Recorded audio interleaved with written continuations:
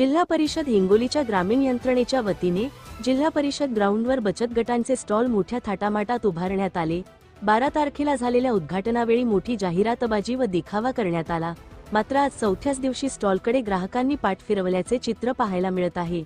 उद्घाटनावेळी मोठमोठे बॅनर, भाषणे आणि प्रसिद्धी करण्यात आली, परंतु प्रत्यक्षात विक्री ठप्प असल्याने हा कार्यक्रम फक्त दिखावा तर नाही ना, असा सवाल उपस्थित होत आहे। लाखो रुपयांचा खर्च करून आयोजित केलेल्या या उपक्रमाचा नेमका फायदा बचत गटांना किती झाला, याबाबतही प्रश्नचिन्ह निर्माण झाले आहे।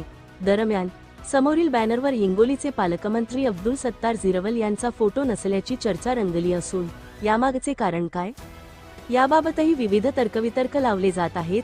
सदर कार्यक्रम हा केवळ औपचारिकता आणि फोटो सेशन पुरताच मर्यादित आहे का, की प्रत्यक्षात बचत गटांना बाजारपेठ उपलब्ध करून देण्याचा प्रामाणिक प्रयत्न आहे, याचे उत्तर प्रशासनाने स्पष्ट करणे गरजेचे आहे। हिंगोली लाईव्ह साठी चंद्रकांत वैद्य।